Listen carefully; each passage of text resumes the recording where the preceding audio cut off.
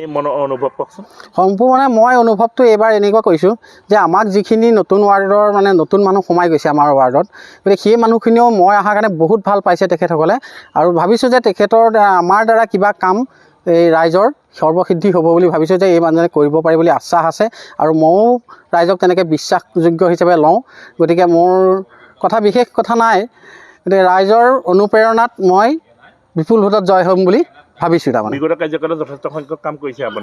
কৰিছোঁ ভালেকেইটা কাম কৰা হৈছে। সেইকেইটা কামৰ বিৱৰণী আজি নিদিওঁ, আৰু কি কৰিলোঁ ৰাইজে প্ৰত্যক্ষভাৱে নিজে দেখিছেই। গতিকে ৰাজহুৱা হিচাপে নামঘৰৰ কাম আছিলে, স্কুলৰ কাম, কিবা ৰাস্তা পদূলি সেইবিলাক আছিলে, তেনেকুৱা যিখিনি আমাৰ জৰাজীৰ্ণ ৰাস্তা আছিলে সেইখিনি হৈ গৈছে। আৰু আজি এইখিনিও আমাৰ কাৰ্যকলাপতে বিগত কাৰ্যকলাপতে এয়া হৈ আছিলে, কিন্তু আধাৰুৱা হৈ গৈছে সময়ৰ সাপেক্ষে। কিন্তু এইখিনিও নিশ্চয় এই নিৰ্বাচনৰ পিছত আপোনাৰ কালত নকৰিলে, কিন্তু আপোনাৰ পৰা আশা কৰিছে যে যথেষ্ট সংখ্যক ওলাইছে, কি কৰিব? নহয়, সেইটো কথাটো তেতিয়া মানে গোটেই বস্তুটো অকল আমাৰো নহয়, তেতিয়া মানে বিধায়কো আছিলে, বিধায়কৰ যোগেদিহে কামখিনি হৈ আছিলে। গতিকে বিধায়কে যথেষ্টখিনি কৰি দিলে, আৰু এইখিনিও এতিয়া ইতিমধ্যে কৰাৰ চেষ্টা কৰি আছে সেইজন বিধায়কেও। গতিকে তেখেতে এয়া দায়িত্ব লৈছে, কৰি দিম বুলি কৈছে, লগতে আমাৰো সহায় সাৰথি আমি যিখিনি পাৰোঁ তেখেতক জনাম। গতিকে তেখেতে এইখিনি কৰি দিয়াৰ ব্যৱস্থা কৰিব। কাৰণ আশাবাদী মানে বিপুল ভোটত মই এতিয়া আমাৰ ধৰি লওক যিমানখিনি ভোট আছে তাৰ 80% ভোটত মই আগবাঢ়ি আছোঁ, আৰু 10% হ'লে আমি বিপুল ভোট নাহে বুলি ভাবিছে নেকি? প্ৰতিনিধিতা আহিব পাৰে, আৰু নাহিব বুলিও মই নকওঁ, মানুহৰ মনৰ কথা ধৰিব নোৱাৰি। তথাপিতো মোৰ 90% মোৰ আছেই, বিজয়ী হ'ম বুলি মই ভাবিছোঁ। এই প্ৰথমতে মই নিউজ চেনেলৰ সকলোকে ধন্যবাদ আৰু শুভেচ্ছা জনালোঁ। লগতে আমাৰ 1 নং ৱাৰ্ডৰ প্ৰাৰ্থী শ্ৰী জিতেন্দ্ৰ নাথ বৰঠাকুৰদেৱে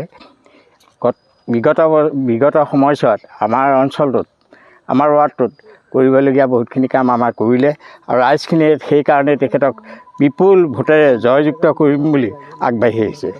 আৰু সকলোৱে তেখেতক সকলো ৰাইজ ওলাই আহিম বুলি আমাক কথা দিছে, কিন্তু আমি পৰ্যায়ক্ৰমে সকলোকে আমাৰ লগত উলিয়াই ল'বৰ কাৰণে ব্যৱস্থা কৰিছোঁ। ৱাৰ্ডত আমাৰ ৱাৰ্ড সদস্য হিচাপে জিতেন বৰঠাকুৰক আমি নিৰ্বাচিত কৰিছোঁ, আৰু তাৰ বিগত কালত যথেষ্ট কাম কৰিছে। আৰু এইবাৰো আমাৰ যিকেইটা নতুনকৈ সোমাইছে